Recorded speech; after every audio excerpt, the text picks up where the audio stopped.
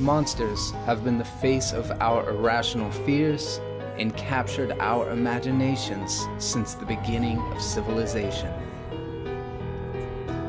Like our fears, they come in all shapes and sizes and meet us in our nightmares.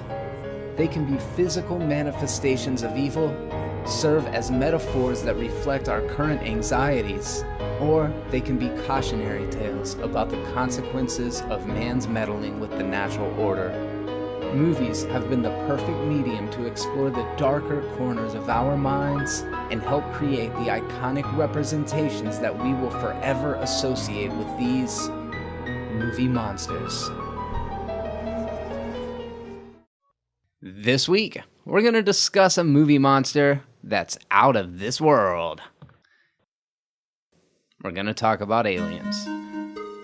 Ancient aliens proposed that extraterrestrials assisted humanity in creating the first civilizations. And then Damon Lindelof came along and stole the idea for Prometheus.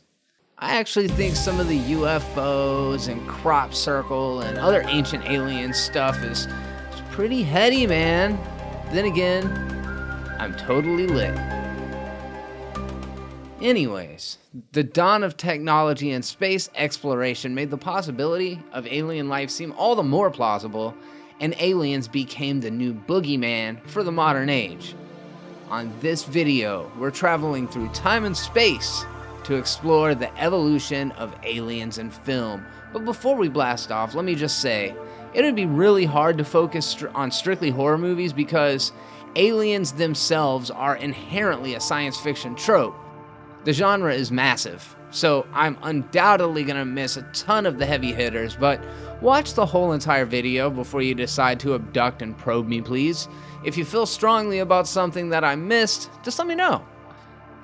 But without further ado, grab your telescope and an aluminum hat and get ready for this episode of Movie Monsters. For the first entry, we're going all the way back to the radio broadcast that terrified the country with War of the Worlds. Based on the H.G. Wells novel about an alien invasion, Orson Welles took the story and adapted it for radio. It aired on October 30th of 1938.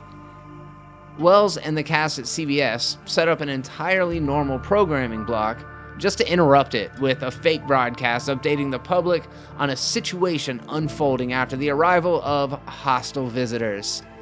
Urban legend claims that there were several people that actually missed the little disclaimer in the introduction and decided that they were going to start offing themselves. Word of advice from me to you. If something like this goes down, wait until you see a UFO and or a green man before you go and start making any rash decisions. Invasion of the Body Snatchers was released in 1956 and has proven to be very important to the genre. Hell, it's been remade like 3 times at least, and that's because its themes are just as relevant today, if not more so. But it's the 1978 version that always stuck with me. It stars Donald Sutherland and Brooke Adams, and Jeff Goldblum shows up, and Spock's in it too. Invasion of the Body Snatchers is about a race of pod people that are replacing humans with thoughtless, emotionless replicas. Sutherland and Adams' characters start to realize what's happening, but is it too late? Who can they trust?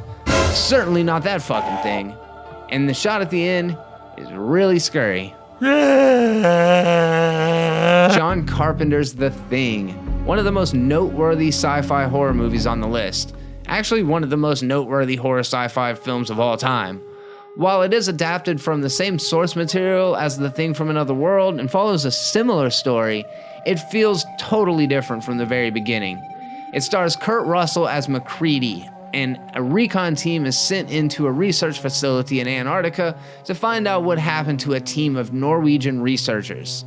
They find a mutated body that has 2 heads, and from there the story swings into full action. There's an autopsy performed, and they find out that this is a creature that's a parasite and can perfectly imitate any other organism. Now this small crew is stuck in the complete isolation, and none of them know who they can trust. The practical effects and gore are jaw-dropping and just straight up weird, and Carpenter shows off his directing chops by creating a great sense of suspension that's only added to by his pulsing score. And Kurt Russell, as usual, does solid work here. But let's be honest, Kurt Russell is the fucking man. It didn't do well with critics or at the box office, but it's aged well, and nowadays it's seen as a classic to almost all genre fans. You son of a bitch.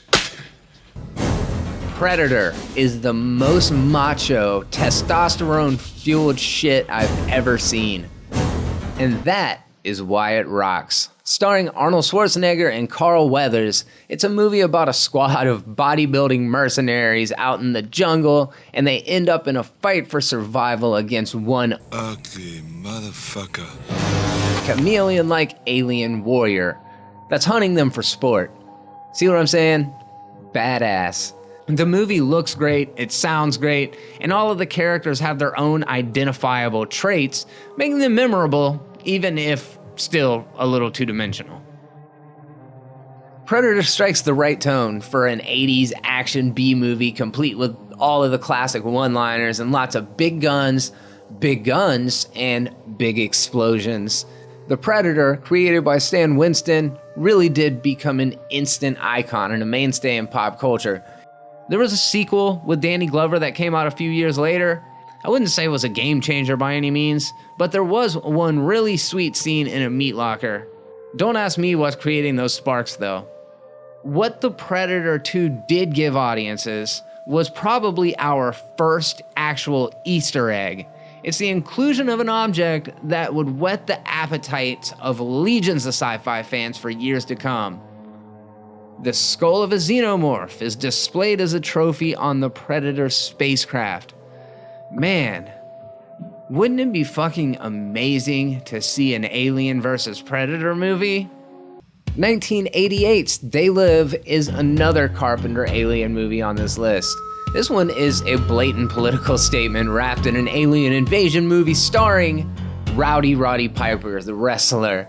Piper's character Nada finds a pair of sunglasses that allow him to see the truth. That skull-faced aliens have infiltrated Earth and live as the wealthy and elite, brainwashing us with subliminal messages and advertising. Now it's up to Nada to chew ass and kick bubblegum. Wait, that's not right. To chew bubblegum and kick ass. He recruits the help of a friend after what seems like a 5-hour fight scene. Roddy Piper should have never worked as a lead in this movie, or really any movie. The dude is a wrestler, and this is way before The Rock, but against all odds, he's able to really nail the tone of the movie. He knows what he's in, and They Live is a pretty heavy-handed movie with the message and everything beating you over the head, but it totally works because of the tongue-in-cheek vibe. It definitely knows what kind of movie it is, and as always, Carpenter's score is excellent. Fire in the Sky hit theaters back in 1993. It's an autobiography based on the true story of Travis Walton. He claims to have been poked, prodded, and probably probed by aliens. It's an attempt at a serious approach to the alien abduction stories. It's actually less plausible than a turtle leaping over the Pacific Ocean though. Travis and a few good old boys are out drinking in the woods, and in a flash of light, Travis is gone. His friends have no good explanation of what happened, and the local law starts to suspect foul play. All the while, Travis is on board a spaceship, fighting off Martians and being subjected to bizarre experiments. The movie tries to take a grounded approach, but it still ends up feeling ludicrous. Truth, it turns out, is usually not stranger than fiction. There's one thing about this movie that I think is pretty cool though. Check that out. It's like an astronaut suit for an alien. Pretty clever, right? Remember back in the day when Tim Burton made good movies? Well, I do. They were gothic, weird, imaginative, dark, and even had a weird sense of humor about them. Then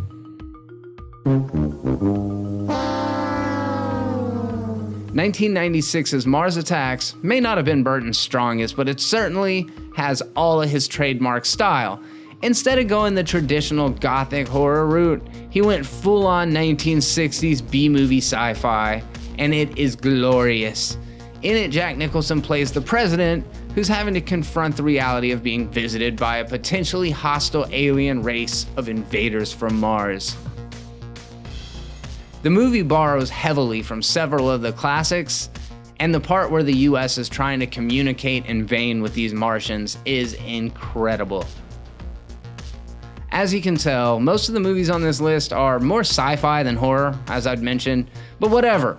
We'll be getting back to straight horror when we start talking about demonic possession or whatever next time. Independence Day is part 4 of the ID franchise. But the first 3 must have gone straight to video because I don't remember seeing any of them. Oh well. So Independence Day is what we refer to as an event movie. A movie built around spectacle and Hollywood action cliches. Audiences hadn't seen Roland Emmerich destroy national monuments yet, and it was pretty exhilarating to see the entire Empire State's building blown to bits. It was a different time. A standard alien invasion movie with stupidly awesome special effects. It's got a great cast too, including Jeff Goldblum, Bill Pullman, Randy Quaid, and it made Big Willie a bona fide superstar. Cities are destroyed, at least thousands of people die with really no consequence, but it gives good leeway for some really great one-liners, and Will Smith is the definition of charisma. The ending of this movie is so stupid.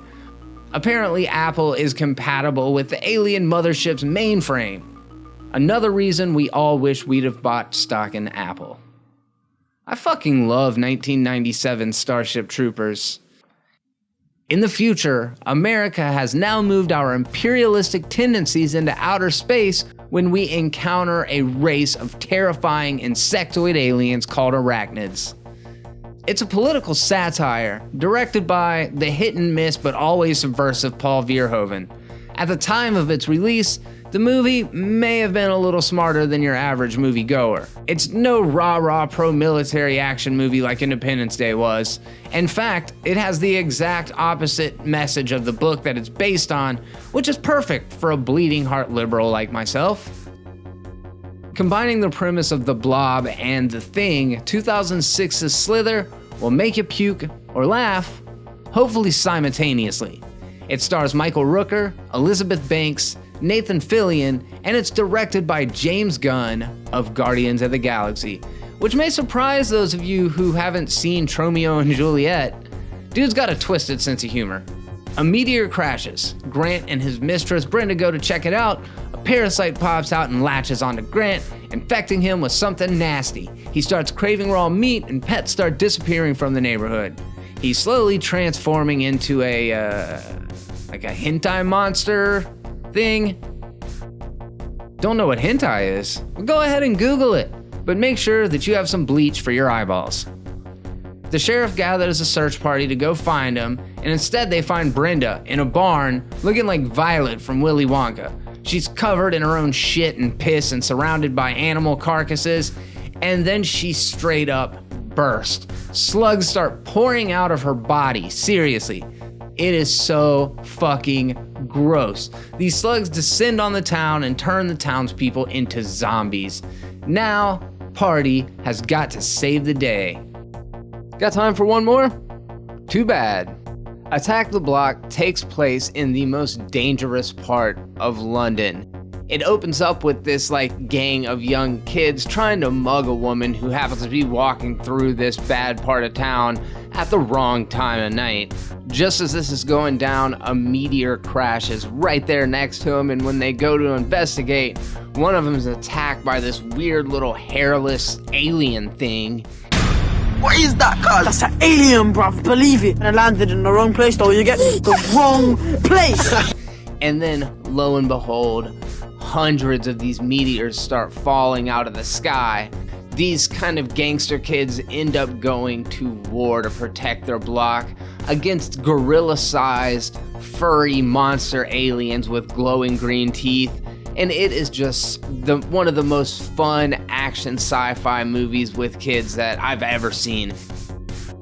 So this is all we have time for on this week's episode. I want to thank you for coming by. If you happen to notice this video is a little light on xenomorphs, then you know why you gotta subscribe to see part 2. As always, if there's any that I missed, leave them in the comment section. Let's talk about it. If you enjoyed this video, let me know by smashing that like button. And if you love it, then go ahead and subscribe. Leave me a comment. I'm always looking for suggestions for upcoming videos. So what would you like to see covered next? I'm Jeremy, signing off.